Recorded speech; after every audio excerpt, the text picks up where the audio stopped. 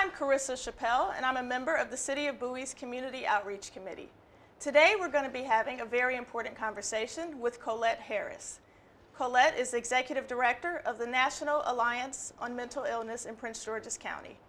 We're going to be touching on things like the very important mission of this organization, as well as how to recognize signs of mental illness in a loved one. Thank you for joining us today, Collette. Good morning. Great to be here. Great.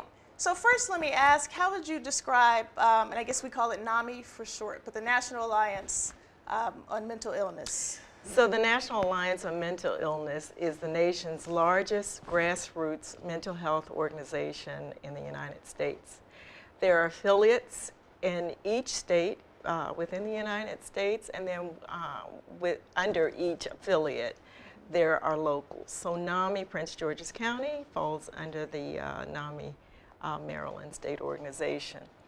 So NAMI's mission is to build better lives for individuals and their families who are affected by mental illness. We do so through four core services, which include support groups, education, community outreach, advocacy, and a helpline.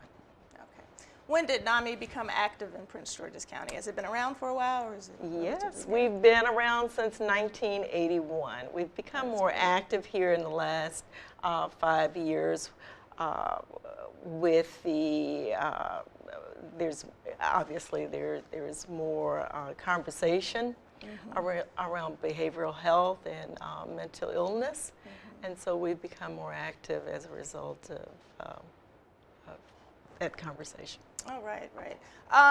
Let me ask, so we can just jump right into it. I guess let me ask first, what are some of the signs of mental illness that one should be on the lookout for? Well, signs and symptoms may vary from one individual to the next, but typically there's a change in attitude toward others. Sometimes there's aggressive behavior. Restlessness, inattentiveness to things that were typically enjoyable or that the person wanted to engage in. There is sometimes an excessive fear or worry that typically is not warranted at the time. Those are some of the general signs. So as a loved one or family member, how do you go about, or what's the best way to go about encouraging someone to seek help if they see signs of mental illness? Patience, patience, patience. Oftentimes we find that people who are experiencing symptoms of mental illness are not inclined to see it the way we do or that the other person may see. So it takes patience and just showing support for the individual, showing understanding.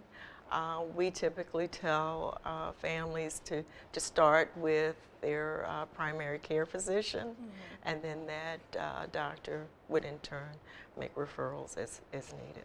Okay. Are there any primary issues or common issues that people are seeking help for? Ooh, common issues. I would say today we see probably more issues related to depression.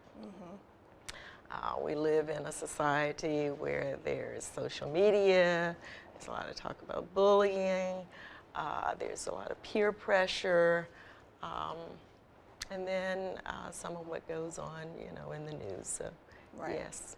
Yeah, there's been some talk of smartphones and social media and all that, affecting children's and teenagers' health. So I'm sure, Yes, absolutely. Statistics show that teens are definitely affected by having so much access to social media. Again, the peer pressure, bullying, just schoolwork and just trying to compete in a very, very competitive world. So yes. And depression, as we all know, especially in teens, can lead to suicide. So families need to be aware, need to pay close attention to their teens and to ensure that what they're seeing is, quote, normal behavior, that they're not showing the signs that we oftentimes associate with mental illness. Now, sometimes there's a stigma associated with seeking help for mental illness. So how would you encourage people to kind of, I guess, get over that, or get over that hump of it being attached to a stigma? You're absolutely right. Stigma is the major barrier to many in seeking mental health treatment. At NAMI, what we promote is communication, open communication.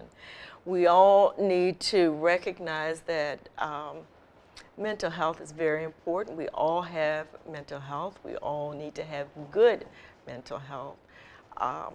Without mental health, our overall health is affected. Mental illnesses are brain disorders. And when the brain is not functioning well, then that means that the person's thinking, feelings, emotions, interactions with others are affected. So it's so very, very important that there be more communication and public education around the importance of mental health and understanding and being able to recognize the signs and the symptoms of mental illness, and to include in our conversations about health the importance of mental wellness. Do you offer support groups, or is it more one-on-one consultations, or how does that work? So we do not offer direct services, which would be one-on-one or therapy. What we offer are support groups. And so our support groups are conducted by trained individuals who have a lived experience. So NAMI's goal is to reach as many families, as many individuals as possible who may be suffering in silence. We want to be recognized as the place for help, the place for hope, and that to make the public aware that treatment does work, hope is possible, and recovery is definitely achievable. So back to our support groups. So we offer support groups throughout the county at different locations. There are support groups both for family members who are supporters of loved ones with mental health conditions, and there are also support groups, which is called the NAMI Connection Group, for adult individuals who are living with mental illnesses. The goal of our support groups is, again, to connect people with others, to learn about best practices, to share about resources, and to provide a place of comfort and confidentiality to share about their experiences. Okay, and are the support groups aimed at different age ranges? So that's a very good question, because we are offering, starting next month, a support group for young adults who are supporters of family members or friends who may have mental health conditions. And that group will be for ages 18 to 24. We also offer support groups for families who are supporting children and teens who have behavioral, emotional, or intellectual disorders. In addition to our family support groups for those who are supporting adults.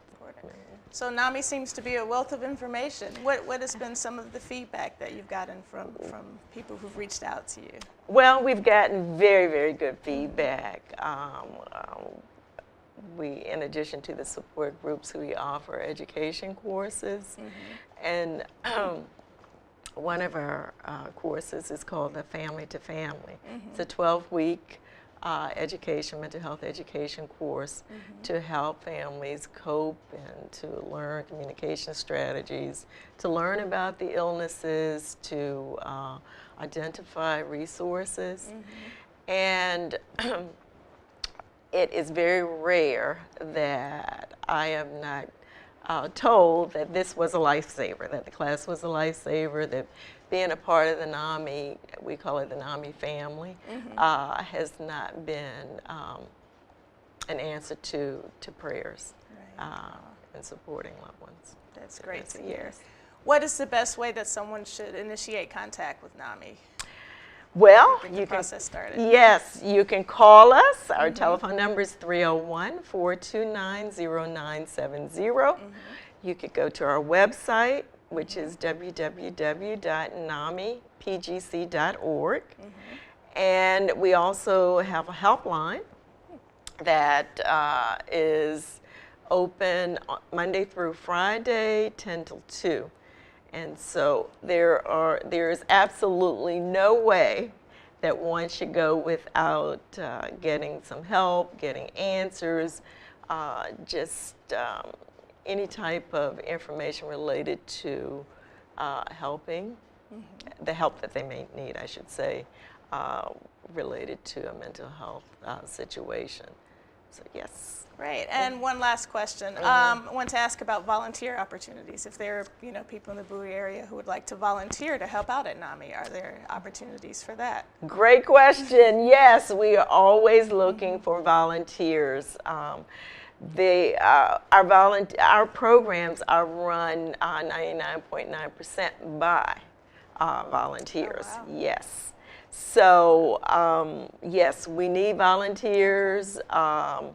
It's a fun opportunity to give back to the community, to connect with others who are in the community, who need to know more about who we are and what we do. We are very involved with community outreach. We participate in a lot of activities, primarily in the spring, summer, and fall. We're just beginning to ramp up with our community outreach program. And so we need help in going forth with that program. Great. Well, thank you so much for joining us today, Thank Collette. you for having me. You're welcome. It's been a pleasure. Thanks.